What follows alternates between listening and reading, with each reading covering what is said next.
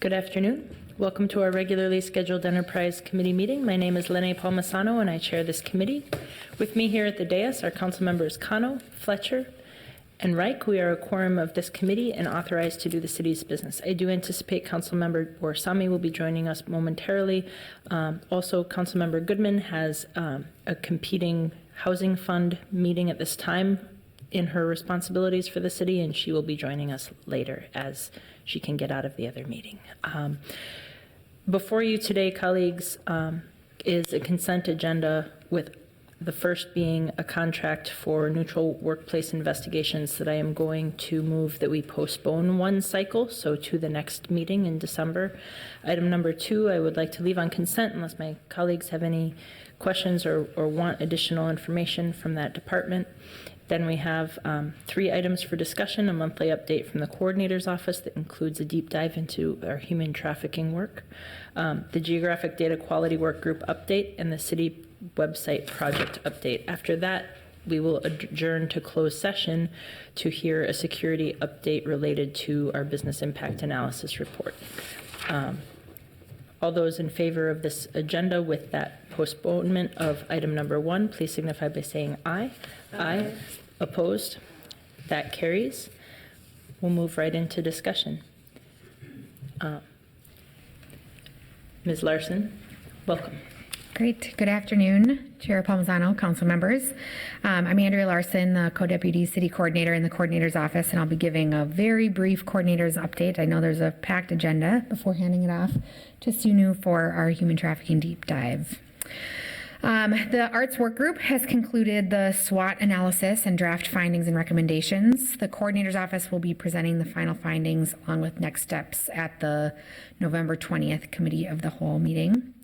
The Supplier Diversity Workgroup met with a contract lead of Keene, the consultant who completes the disparity study for the city, to get an update as we continue to figure out our complete spend diversity measurement for the enterprise and for departments.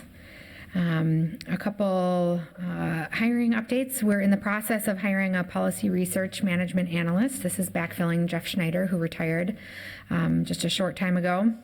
This position will provide policy research and analysis support for the city as we continue to expand our policy-related efforts. So we're looking forward to filling that position and hopefully providing an update on who that is at our December meeting.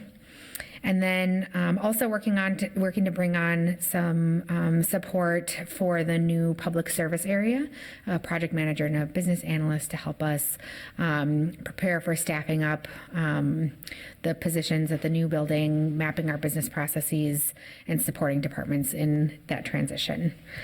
And lastly, most of you were there yesterday, but we wrapped up our 911 MPD work group with the plan and expectation that we figure out what our next steps are, and so we're in the process of scheduling and doing some planning with the work group members in mid-December after the budget passes in order to determine next steps for 2020. That's it for the coordinator's update. Our office, that is, and then I'll hand it over to Sunu if there are no questions. I don't see any. Thank you. Welcome, Ms. Shrithara.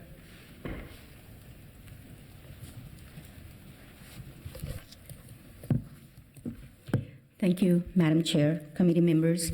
My name is Sunu Shrestha. I'm the city's senior advisor on human trafficking and prevention initiative, which sits in the city coordinator's office. I'd like to start my presentation first by expressing my sincere gratitude to the city attorney, Susan Siegel, soon to be Judge Siegel, who in collaboration and coordination with many internal partners, including elected officials, Madam Chair herself, and external partners, laid the groundwork in the city to develop tools and investment in programs and services to address sexual exploitation and sex trafficking of juveniles and adults in Minneapolis. The work that was done before me has helped me tremendously to continue the work in a much more strategic way, for which I'm immensely grateful. I would also like to acknowledge some of the partners, internal and external partners, some who are present in the room today: Civil Rights Department, Neighborhood and Community Relations Department, Race and Equity Division, Health Department, Minneapolis Police Department, and community leaders from Ward 9, the Family Partnership, Minnesota Indian Women's Resource Center, Cedar Riverside Neighborhood Revitalization Program, Somali Mothers Group, The Link, and the Advocates for Human Rights. Just to name a few. I wouldn't be able to do this work without the active participation, collaboration and engagement, and coordination with partners inside and outside of the city. Thank you.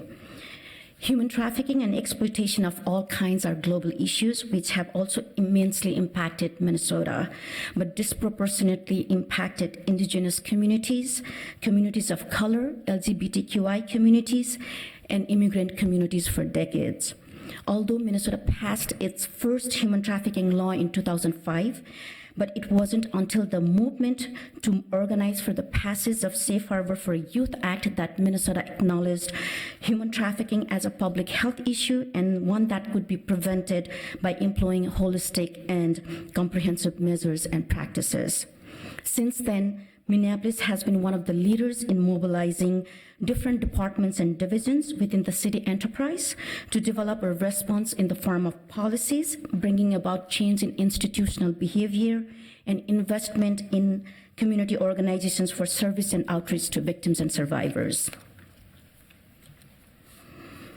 The 2013 Council resolution helped to formalize the city's anti-sex trafficking and sexual exploitation work by directing the city to form a coordinating committee, the goals of which were to coordinate and support the activities of various city departments, coordinate city efforts with and engage other governmental, nonprofit, and community partners, and develop results Minneapolis measures to gauge the city's response.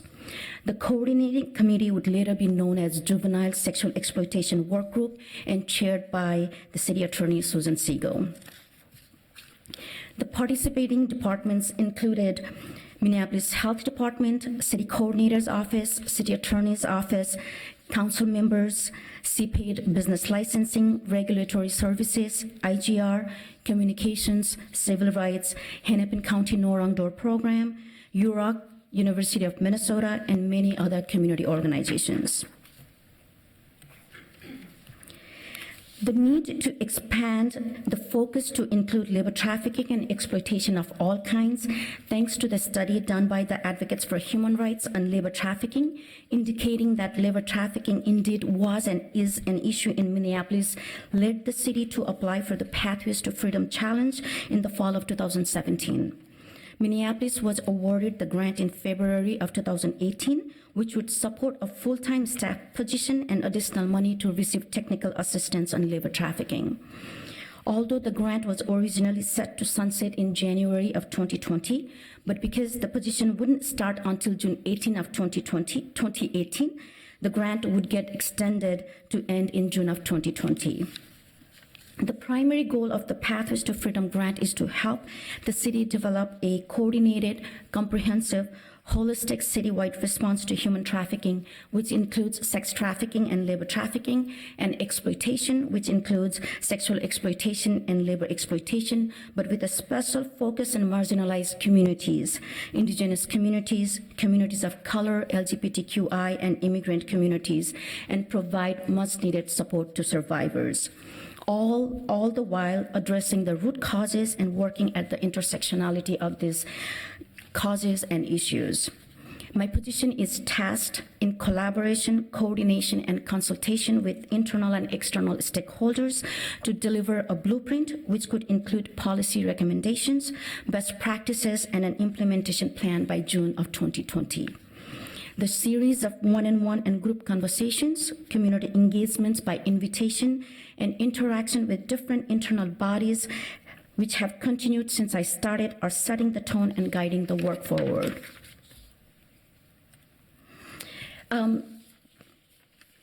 I'd like to provide a few highlights of the work so far. The council resolution in April, authored by Councilmember Cano, helped to expand the juvenile sexual exploitation workgroup and its focus to include labor trafficking and exploitation. The renewed group has been named HEAT, which is Human Exploitation and Anti-Trafficking Task Force, and started meeting in May and meets on a monthly basis. Some of the different participating agencies remain to be the same, which participated in the juvenile sexual exploitation workgroup, but it has also expanded its membership to other departments and divisions as well. One of the most pressing needs the participating members have identified is training on human trafficking, but with a focus on labor trafficking. Although frontline staff from health, regulatory, business licensing, fire, MPD received training on sex trafficking, the conversation on labor trafficking and exploitation, let alone training on labor trafficking, had yet to happen. This is where the advocates for human rights come into play. The contract with the Advocates for Human Rights is to help the city develop a response on labor trafficking and exploitation, which includes training, development of protocol, and identification of a division and/or department as the first responder. Madeline Lohman, who is here with us today, she is the senior researcher at the Advocates, is the lead for this project. Since the contract in June, we've started engaging with different departments and cultural engagement specialists from NCR to do the preliminary assessment and develop tools of engagement with different cultural communities. Recently, we provided a training and an interactive session with labor standards enforcement, contract compliance, complaint investigation in the Civil Rights Department, and a meeting with environmental health.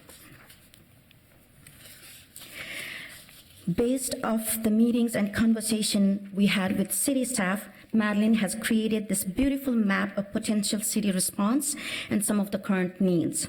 The dotted lines are internal referral and communications pathways that doesn't exist yet. Not to forget, this is just identification and response, not outreach, education, and prevention. C and I are able to stand at the end of the presentation should you have any questions regarding this process. I can't stress enough how truly collaborative this work has been. In the summer, Complaint Investigation Division in the Civil Rights Department came to know of unusual activities involving young girls in the Cedar Riverside neighborhood from Somali mothers who had reached out to the division regarding their housing situations and wanting to file complaints. I was quickly brought in as the in-house consultant to help navigate and provide an appropriate response. To gather as much as information, firstly, in June of 2019, we conducted one-on-one interviews, during which the interviewees shared great details of some of the concerning activities they had witnessed in the neighborhood. They'd seen girls as young as 12, Somali girls, Ethiopian, Sudanese, indigenous, Black, and some Latinx who were being brought in and out of the neighborhood, at times in a car without a license plate.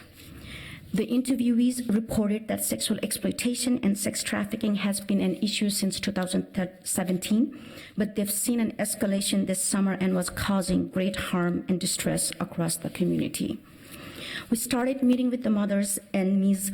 Bostea Jama, the director at Cedar Riverside Neighborhood Revitalization Program, to address their immediate concerns, provide support and resources, but most importantly, to listen from them what they think will help with the situation. In a series of meetings, they all talked about being under-resourced and not having engagement activities for young people, especially young girls, and asked for a support program or group for young girls. Through Numan Sheikh, the East African cultural specialist at NCR, I learned of Amira Adawi and her wonderful work through organization Beauty Well Project.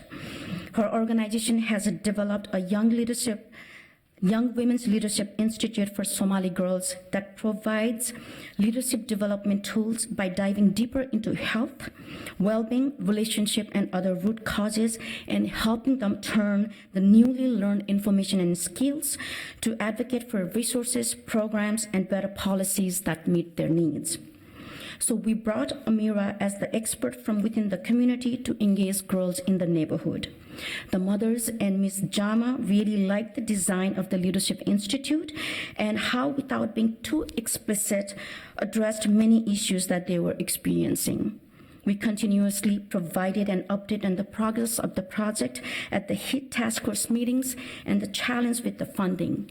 Eventually, Bostea was able to secure $10,000 from NCR from the neighborhood funding and raised him from the city attorney's office and Office of Violence Prevention in the health department.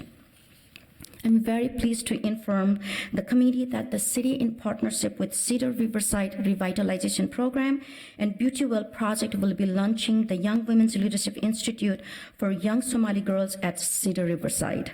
It is a 6-month cohort of 12 to 15 Somali girls ages 14 to 18. This wouldn't have happened without the coordination, collaboration, and support from the city leadership, and most importantly, the active participation and feedback from the leaders and mothers from within the community who really advocated for the program. Thank you. Some family members in the community continue to struggle with many issues as a result of their child's victimization. And we have continued to bring in experts, for example, Michelle Rivero from Office of Immigrant and Refugee Affairs, Stacy Schultz, who is the Safe Harbor West Metro Regional Navigator at the Link Standpoint, Officer Brandon Brugger, MPD's representative to BCA's Human Trafficking Task Force, Commander Giovelis from Special Crimes Unit, and Hennepin County Child Protection to help families navigate the complex system and find help and resources for their child and support for families as well. Lastly, on June 19th of 2019, Councilmember Kano directed Sarah Seeley from Health Department and I to provide an assessment on the situation of sex trafficking and commercial sexual exploitation on Lake Street and to develop a set of recommendations. Sarah and I had multiple conversations with stakeholders and partners who are familiar with the issue of trafficking and commercial sexual exploitation of women in the Lake Street corridor. Stakeholders that we engaged with included 3rd Precinct officers, HIT Task Force members, business owners, residents, the Pride program at the Family Partnership, and Minnesota Indian Women's Resource Center.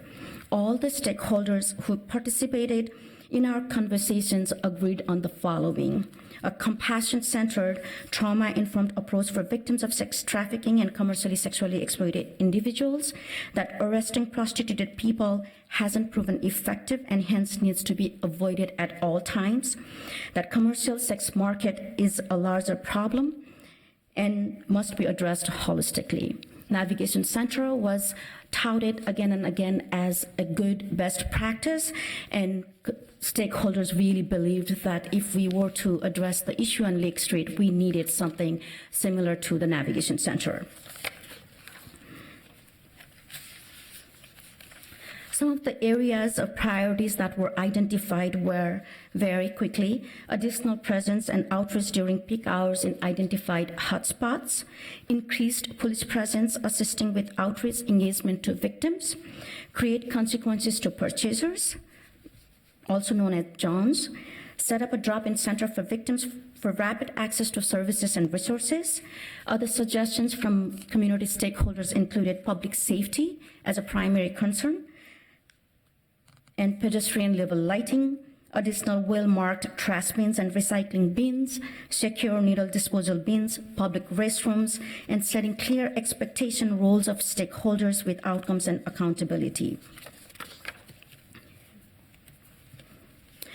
These recommendations mirrored the program called LEAD, Law Enforcement Assisted Diversion Program, which City Attorney Ms. Siegel had learned about at a conference.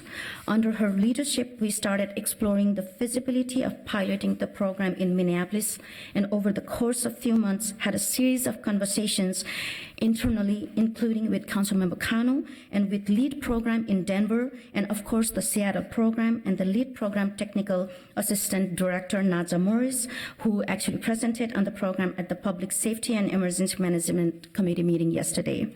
I've conducted a few meetings with stakeholders, government agency, advocates, service providers, and survivors who provided positive feedback on LEAD and are very eager to be engaged in the planning and its implementation phase should the city decide to launch it. I conclude my presentation here, and I'm able to stand I do have some other partners in the room as well. Sarah Seeley from Health Department, Madeline Lohman from the Advocates for Human Rights, and I see Carolyn Palmer, the Safe Harbor Program Director at Minnesota Department of Health, and any of us are able to answer any questions that you may have. Thank you. Thank you for all being here today. Are there any questions or comments from my colleagues? I'm not seeing any. We did hear quite a bit about the LEAD program yesterday, as we had someone here from Seattle presenting. So thank you so much, Ms. Sharithra, for everything that you have helped to coordinate here at the city to help reduce all of the harm done in sex trafficking. Thank you. Thank you very much. With that, I'll move to receive and file the city coordinator's monthly update. All those in favor, please signal by saying aye. Aye. Opposed? That carries. Next, we have Paul Cameron here to do a data quality work group update. Welcome, Mr. Cameron.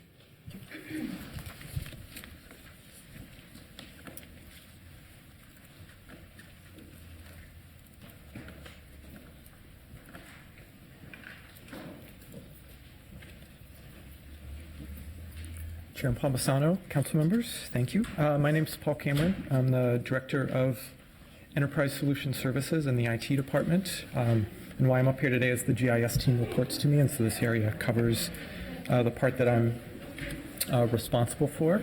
A little bit of sort of the reason why we're up here is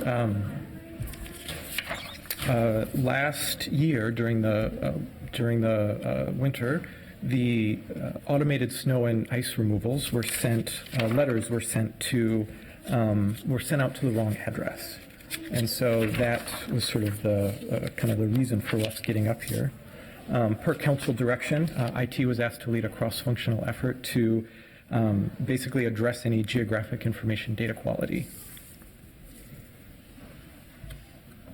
So just a little bit of background on some of the terms. So geographic information systems, or GIS, are spatial, they're storing spatial data. And spatial data, think of it as some examples. Some map data would be the parcel data that we have in the city, or streets, aerial photographs, things like that. And then global positioning systems is just one example of a type of GIS data as well. They are generated from the location of mobile devices.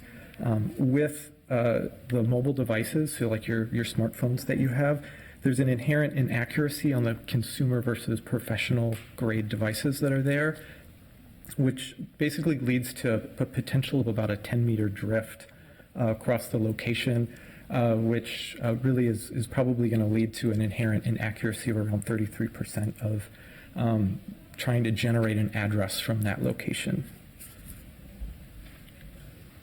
So as part of the study that we looked at the systems that were involved in kind of across this process. And so the systems that are here, we have C-Click-Fix, which is the 311 mobile application, Legan, which is the 311 business application where all of the cases are logged and the departments will end up kind of working cases that come in. And then we also have our city addressing system. And from a kind of a way that the data flows is location data is collected within the C-Click-Fix application. It's then, address is then looked up within the city addressing system to sort of assign an address to that location, which then gets passed in a case created within the login business system. And then from that point, you have city departments that are able to work on those cases within the 311 system.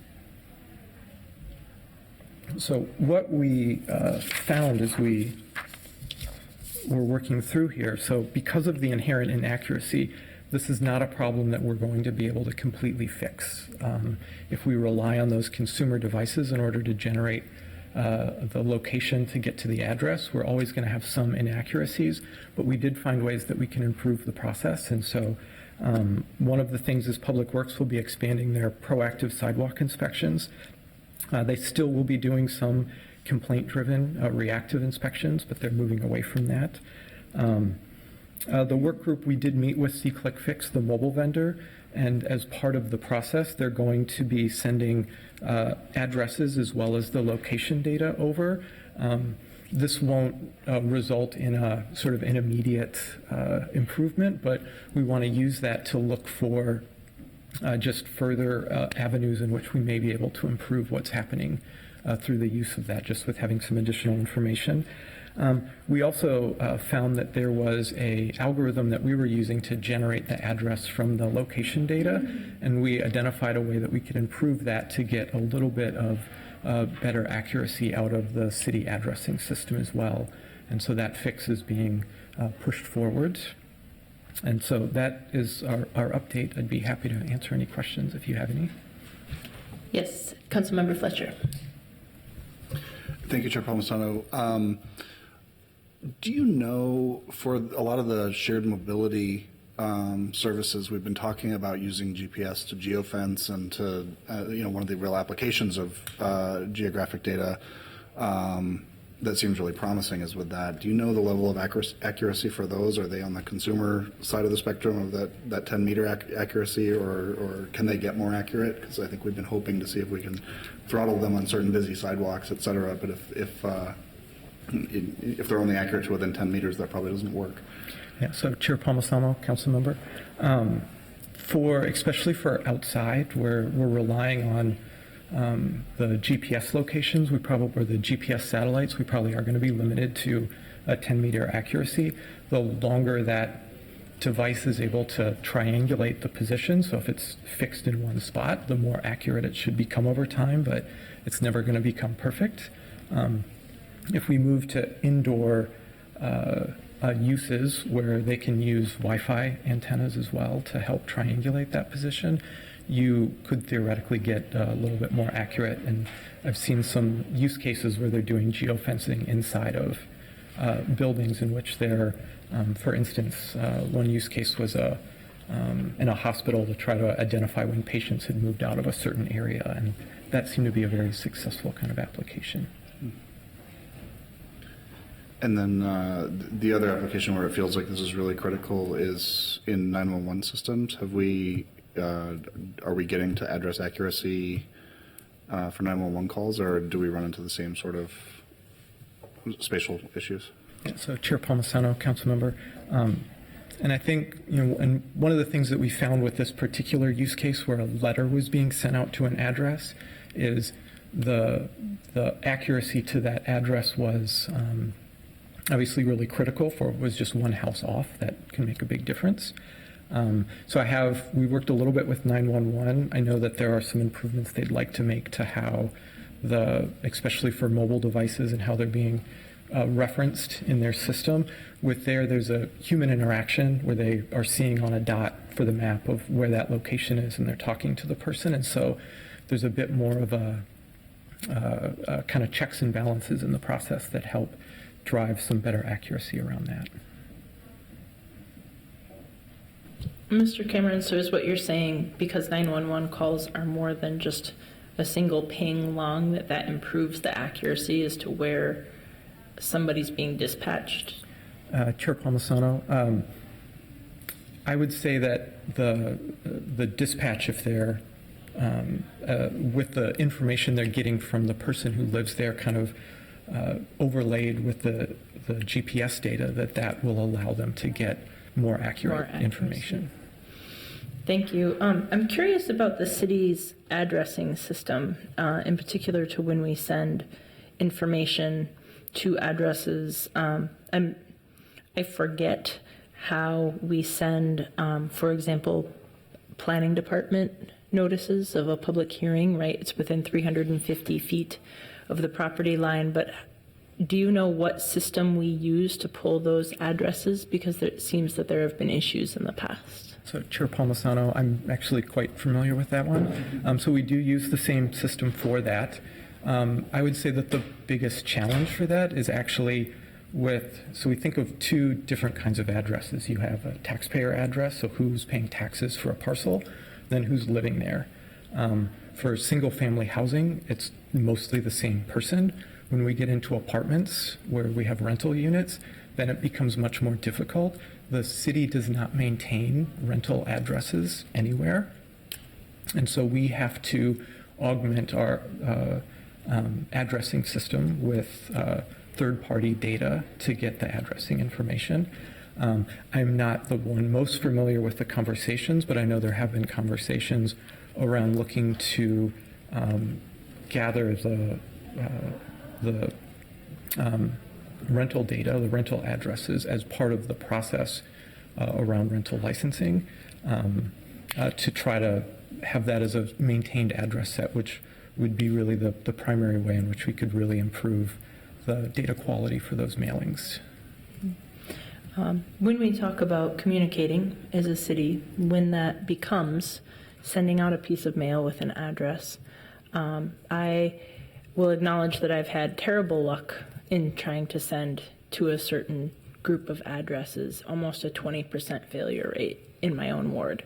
Can you help to speculate on what some of these resolutions will do to assist that, or is that more about getting more accurate information for rental addresses, or something else I'm not thinking of? Yeah, so Chair Palmisano, my experience is that that's almost purely driven from the rental addresses, which is a very different problem than what was happening here.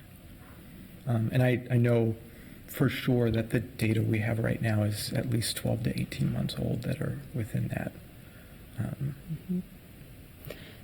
Thank you. Councilmember Fletcher. Thank you, Chair Palmisano. I've had some similar issues, and I'm wondering if this something kind of just clicked for me here. I want to ask about when we do a geographic radius for we're going to send a notification within 450 feet of something happening. For a big complex of townhomes, for example, are there times where we may have the sort of geographic pinpoint location at the mailbox or at an entry point to a larger complex, so they may feel like they're within 450 feet of something happening, but the place that we think they are is another couple hundred feet away, and we end up not sending notifications? I know that happened in one high-profile instance in my ward, but where are we setting the actual locations for addresses, sort of within buildings, or how does that work? So Chair Palmisano, council member, the application that's used to do that actually puts the control for that in the user's hands. There's two primary ways that I think that it works, and I would need to go back and do a little review because I think there's differences in the ordinances about how it's supposed to be done. You can either put a dot on the entryway to the building. So the one I'm most familiar with is the liquor establishments. We have to notify people about a new liquor license. And so putting a dot at the entrance to that building and then doing the buffer from that location. In other cases, you could take the parcel that building is on and you could buffer that parcel. Obviously, if you buffer the parcel, you're going to have a wider area and you're going to send that mailing out to more people. And so the application supports both of those, and it's really up to the person who's using it to understand the specific use case that they need to use it for. Thank you. That's very helpful. I just want to say thanks. We're getting way into the weeds on this, and you're like very knowledgeable and prepared, and I totally appreciate it. You've actually helped me understand a couple of things that have happened recently that I've been trying to get to the bottom of. So thank you. Thank you. Thank you. I will add, and this is more of an open piece to my colleagues because I'm not sure where we want to take some of this information next, but I think that it's pretty general amongst all of my colleagues that renters absolutely deserve to receive the same communication that property owners receive, and today they don't. So as some future body of work, I hope to engage some of my colleagues on that. I'm going to move to receive and file this update. Thank you, Mr. Cameron. That was really helpful. All those in favor, please signal by saying aye. Aye. Opposed? That carries. The next thing on our agenda is Director Bergstrom with a city website project update. Thank you for coming and giving all of these updates. We find it helpful as you go through this process. Welcome. Thank you very much, Chair Palmisano, council members. My name is Greta Bergstrom. I am the city's communications director and happy to be back here this afternoon giving an update on the status of the city's new website. after, I was just going to say, I think it's been well over 2 years, I think probably closing in on 3 years, a good portion of the time that I've been here at the city. We have been working actively across departments and with our steering committee to produce a brand new modern website for our residents and businesses and visitors. And so I'm happy to give the update on kind of where we're at now and where we're going. I want to remind the committee and council members that we are launching at the end of December. We're looking at December 19th and working towards December 19th as a launch date with some caveats that I will walk you through. It is a phased launch, so we have an enormous amount of content that is publicly accessible through our current website, and we have been working to transform that content to make sure that it we're putting our users and visitors front and center on that. And so we've undertaken a phased launch plan approach. The new site will be functional with top priority content. So think snow emergency, all the vital content that people would expect to see at launch, in many cases will be there. The existing site will remain available as an archive. But the content on the archive site, which is the current site, will become the archive site. The new site will launch with the minneapolismn.gov URL. The new content going forward will be published in phases. Phase 2 will take place in first quarter. Phase 3, the final phase, will take place in second quarter. And so our goal is that by June 30th, we will have a full, complete site, all the content now that has been transformed, ready and available to the public. We chose to undertake a phased approach in order for content teams to have enough time to create quality content with the flexibility to work ahead in some cases and produce more content and have that content published incrementally after the phase 1 launch at the end of December. I think visitors and city staff will be able to become familiar with the new site while the existing archive is still in place, still available for accessing as needed. It will give us an opportunity to identify gaps that would be used internally to figure out how we can make phase 2 and phase 3 and continue to improve the website experience. We will have the opportunity to gain analytics and feedback to kind of further improvements as we move forward. And many cities have taken this kind of beta approach or phased approach as they've launched their new websites. So where are we today? Departments across the city have reviewed and transformed phase 1 content according to the schedule. Our content management system vendor, Terminal 4, has been migrating phase 1 content into our content management system, and departments are in the process of editing and finalizing the phase 1 content to prepare for launch. So essentially that content that was transformed, rewritten, images selected, et cetera, are in the system. They are kind of reassembling that so it's ready for launch in December. We also have ongoing internal change management work happening across the city, including a quality assurance plan that is being developed to maintain consistency and quality of the content after launch, because we recognize this is going to be a living, breathing, ever-evolving website. We want it to stay current. We want it to stay user-focused, and so we're putting some guidelines in place that will help people and staff across the enterprise. And then the redirect strategy is in process. So some milestones to launch. Right now, department content teams are reviewing, finalizing, and approving their content. December 4th is a big day. Departments will all review internally their department content, phase 1 content, and will give us final feedback by December 4th as to what can go forward and or what couldn't go forward. Essentially, a go, no-go kind of assessment. So we will know pretty specifically on December 4th if we're moving forward. And we're very hopeful that we will and move forward. Between the 5th and the 16th of December, the project team will preview the site with the steering committee. The project team does final testing in preparation for launch. We will make a final steering committee approval decision about launch on the 17th of December. And then, as I've mentioned, we're looking at December 19th to launch. I will say that if we have a snow emergency, for instance, or any other large event, citywide event that might complicate the launch, we have some contingencies in place for that as well. Our goal overall is to provide a consistent, positive user experience as we transition and as the archive site is up, as well as the new site is up. We have done launch outreach and have begun to do that in a more concerted fashion with external partners, including Minneapolis, the Minneapolis Park and Recreation Board, public schools in Hennepin County, and other partners, because we recognize those public entities have link to our site for content, and so we want to make sure that they are aware of where we're at in this transition process, when we will be launching, and what we need to do to make sure there's consistency, no broken links, that type of thing for our users.